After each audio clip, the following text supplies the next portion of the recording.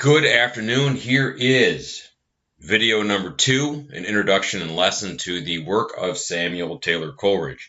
As you know, there are 6 British romantics, so the goal here is on a good day, we are going to have 6 video files. So watch this, take some good notes, and be ready for class. So good afternoon. Today, this lecture is designed to introduce you to the work and So here we go. This is my 3rd attempt at making this first portion of the video. I keep kind of tripping over my words, so if I do that, oh well, we'll move on. So the goal here is to look at the 5 different portions of the Aeolian harp.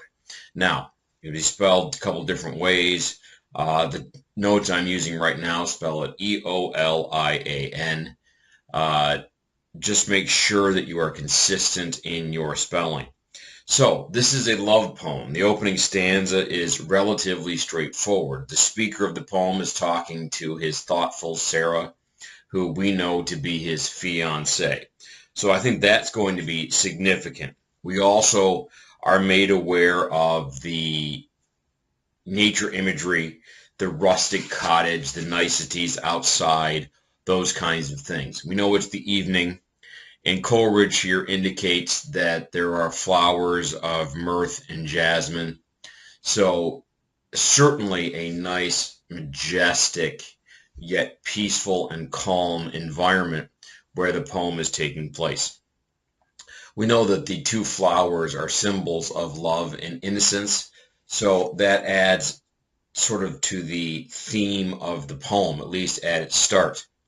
So I think, again, that's going to be an important way for us to look at this opening stanza. Now, we know that poets are sort of connected more specifically to the ideas of observation and what's around them and all of this. So Coleridge notices everything around him in this first stanza of the poem, even the things that we generally take for granted. The place where he is sitting is like Eden, and so we get this Eden-esque sort of presentation. Now that's going to add to the overall theme of the poem. So the Eden environment surrounded by an abundance of natural beauty. This is going to sort of generate or focus your notes on the first portion of this poem. If we're creating an Edenic paradise, then that's going to contribute to the overall feeling of the poem. So we know that as he concludes the stanza, the poet says, early evening has in it the sound and sense that collectively make the atmosphere very promising and peaceful. So the paragraph is charged with this peaceful energy. It looks awesome and inspirational. So very much in line with what the Romantic poets are trying to do. Certainly laying all this material out in a way, creating a tone by atmosphere and the imagery that it creates. So make sure that you have some detailed notes about this as you move forward. I want you to notice that as we're moving further through this poem, the stanzas are getting smaller. That typically means that they're more impact driven, at least in this poem. So the 3rd stanza, and thus, my love, as on the midway slope of yonder hill I stretch my limbs at noon, whilst through my half-closed eyelids I behold the sunbeams dance like diamonds on the main, and tranquil muse upon tranquillity, full many a thought uncalled and undetained, and many idle flitting fantasies traverse my indolent and passive brain, as wild and various as the random gales that swell and flutter on this subject lute. So that particular segment of the poem continues to drive us forward. We see him comparing the reflection of the shining sun, again, nature imagery, to the sea of diamonds. Thereafter, we find him recalling an uncalled and undetained thought and imagination, which he experienced through his brain and through the inspiration that the music gives him. This may be that sensuous nuance that we've talked about prior. about Romanticism. So I think that's important. The thought that was quite similar to those the poet experienced after having heard the harp's music. So again, this poem goes deeper into the poet's sort of emotions, goes deeper into his subconscious, and it starts pulling out experiences that he has that are sort of sparked by the lute.